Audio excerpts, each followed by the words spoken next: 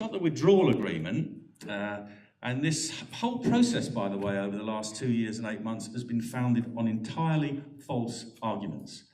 And of course, the chief ones are, of course, that you can't trade with the European Union unless you have a trade deal, complete nonsense. And of course, this whole constructed problem of the Irish border.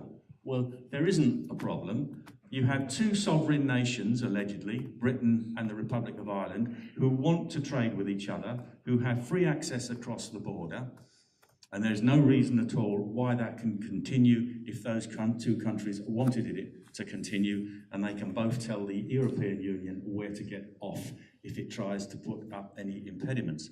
But of course we haven't seen that because Mrs May doesn't want us to leave, and the Irish Prime Minister doesn't want us to leave. So we've had to endure this endless nonsense on the mainstream media year after year now. By the way, let me ask you a question. How many people now watch less TV news and mainstream media news than they did 2.5 years ago? Yeah, I can't watch it myself anymore either.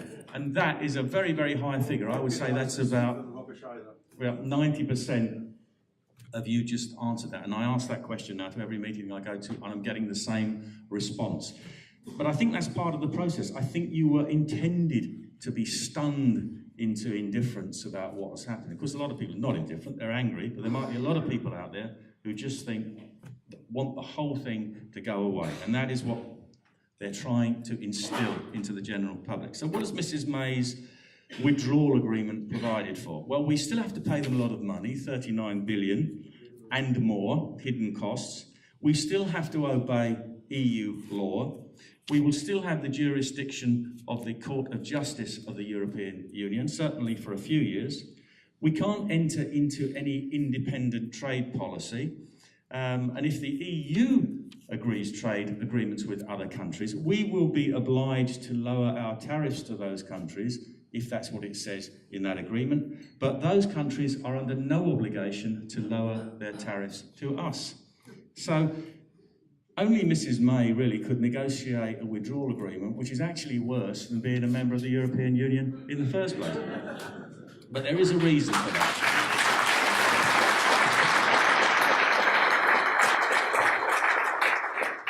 There is a reason for that, of course. I'll come on to that a little bit later. And of course, what else is in that agreement? Well, there's citizens' rights.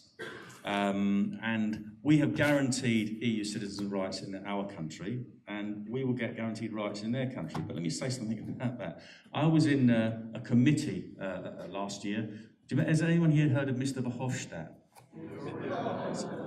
Well, actually, I agree with a lot of what Verhofstadt says in the Parliament, not because I think it's a good idea, but because he is logically consistent, and he actually believes in the great European project. He believes in a United States of Europe. He believes in central economic control. He believes in a central banking system, and he believes in a European army.